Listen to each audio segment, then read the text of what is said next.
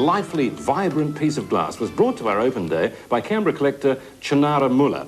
It was a wedding present, in fact, brought to Australia from Italy, where it was made by the owner's uncle. Chinara would like to know if it's at all valuable, or is it just a very pretty face? Well, Peter Code, excuse me, Alan.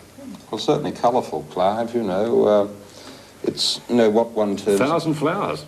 Millefiori, yes. People often think it's a very ancient term. It's not. It's quite a, you know, sort of a recent term, because the idea of these coloured canes goes really back to Egyptian times, you know, the Roman occupation of Egypt. What you're saying, the term millefiori is new, but the technique is old. The technique goes right back. You know, you'll see in the British Museum sort of beads, Egyptian beads made in this form. What technique is that? Well, they would get sort of various sort of blobs of coloured glass, put them together and heat them until they would form a mass but not totally dissolve. Then they were extruded into a cane, to a long cane, and they could be cut up and then used, and you'd have little beads. You'll see them in the British Museum, you know, Egyptian beads, Roman beads, they were found in Alexandria. The technique is quite old. The word millefiori is quite new. How's it expressed, say, for example, on the front of that? Well, you've got all these sort of little sort of multicoloured See that particular things. cane there, that thing there? That'd be made in a mould, right, and then it would be stretched out and cut into slabs like your pill machine, and then they'd be superimposed on there,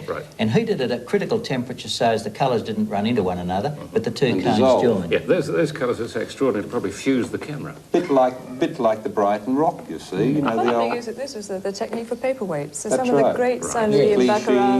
It was all done throughout, you know, from the 1840s onwards.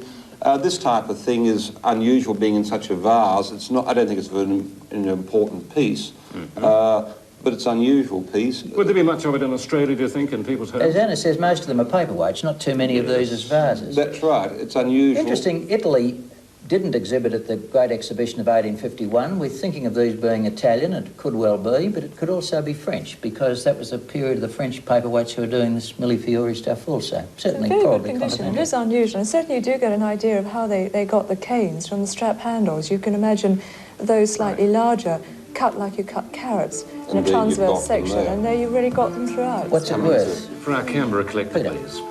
I don't think of enormous value. It's rather interesting. What did you say, about $500–600, Peter? Yes, or a little less, talking auction prices, I think. Around about that, yeah. Oh, next, I'm very pleased to say, a very unusual piece, and yet another first for love of money. We've had lots of glass on the show, of course, and bottles too, but never before the sailor's joy, a genuine ship in a bottle. At least we think it's genuine. Certainly Mrs. Rooney of Chisholm in the ACT believes it is, and well, she might, as her great-great-uncle, James Rooney, won it in a raffle, would you believe, at the Yass Hotel here in the ACT, way back in 1870. Well, now Mrs. Rooney would like an investment valuation, please, panel. And of course, we all want to know just how do you get the boat into the bottle?